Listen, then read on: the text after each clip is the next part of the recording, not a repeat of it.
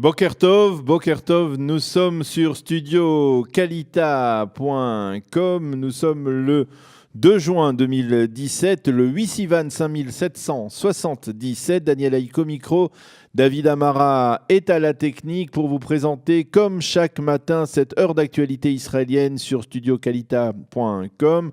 Une heure qui débutera par les grands titres de l'actualité en Israël et dans la région. Et vers 8h08, nous recevrons notre invité de la rédaction qui sera ce matin le docteur Yohanan Manor, politologue et vice-président du Centre Impact qui étudie en particulier les manuels scolaires au sein de l'autorité palestinienne. Vers 8h30, ce sera comme chaque matin la chronique quotidienne d'Eliana Gurfinkel, Un jour, notre histoire. Et vers 8h40, je vous présenterai la revue de la presse, des médias et des sites d'information israéliens de ce matin. 8h50, nous aurons le plaisir, pour terminer cette heure d'actualité, d'écouter le mot de la paracha, comme chaque vendredi désormais, le mot de la paracha du rabbin Menachem Ackerman, qui nous parlera de la paracha Nasso, une paracha particulièrement riche en enseignements. Comme promis, tout d'abord, bien entendu, les titres de l'actualité en Israël avec ce matin, bien entendu, la décision du président américain Donald Trump de ne pas tenir sa promesse électorale et de ne pas transférer, pour l'instant en tout cas, l'ambassade des États-Unis de Tel Aviv à Jérusalem. Apparemment, le président américain a tenu compte des mises en garde des leaders arabes qui lui ont indiqué au cours des dernières semaines que ce transfert risquait d'embraser la région. Côté palestinien, on se déclare satisfait par ce développement, mais côté israélien, on se montre très critique et l'on se dit déçu par le fait que Donald Trump n'ait pas tenu sa promesse électorale.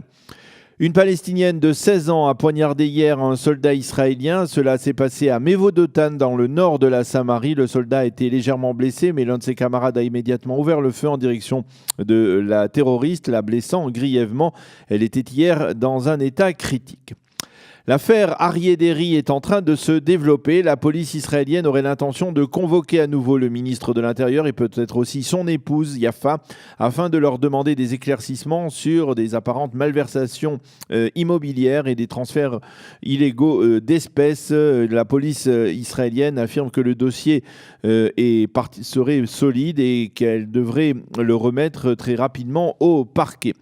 Mais Aryeh Deri n'est pas le seul apparemment dans le collimateur, puisque selon certaines rumeurs, une enquête pourrait être ouverte cette fois contre l'ancien Premier ministre Ehud Olmert, qui, je vous le rappelle, purge une peine de 19 mois de prison dans une prison israélienne.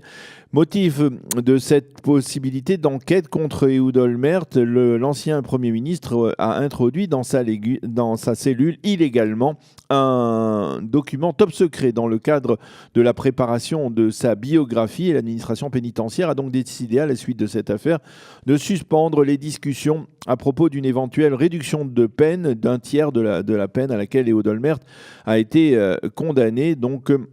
Il y a donc une suspension dans les discussions dans cette affaire. L'ouverture du festival israélien, le festival d'Israël, a été accompagnée hier soir à la Brechat Sultan, à la piscine du Sultan, devant les murailles de la vieille ville de Jérusalem, d'une très vive protestation de la part de très nombreux artistes israéliens contre la ministre de la Culture Miri Regev, après que celle-ci ait décidé, ou en tout cas ait annoncé qu'elle n'avait plus l'intention de subventionner des spectacles qui pourraient inclure des scènes de nudité osées.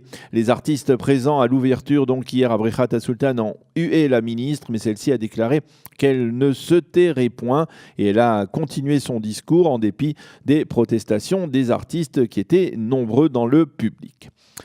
Le Yishuv juif de Hebron a célébré hier soir le jubilé de sa réinstallation dans la cité des patriarches, qui coïncide avec le jubilé d'une certaine manière de la libération de la ville pendant la guerre des 6 jours. La libération également du caveau des patriarches. L'invité d'honneur de cette soirée était le président de l'État Reuven Rivlin. Nous en reparlerons, c'est dans le site Énergie proche de la droite israélienne que l'on annonce cette information. Et puis la météo, pour terminer, le temps sera plus chaud en Israël aujourd'hui et pendant le week-end. Il fera en tout cas aujourd'hui 26 degrés à Jérusalem et à Tel Aviv et 36 degrés à Eilat. Voilà, c'est la fin de ces titres de l'actualité en Israël. Je vous retrouve dans quelques instants pour dialoguer avec notre invité, l'invité de la rédaction, qui est ce matin le professeur Yohanan Manor, qui est politologue et vice-président du centre Impact qui s'occupe en particulier de vérifier les contenus des manuels scolaires palestiniens, et ce, bien entendu, depuis plusieurs années. Après le processus d'Oslo, nous en parlerons avec Yohanan Manor dans quelques instants. En attendant, une courte page de musicale que nous présente notre ami David Amara.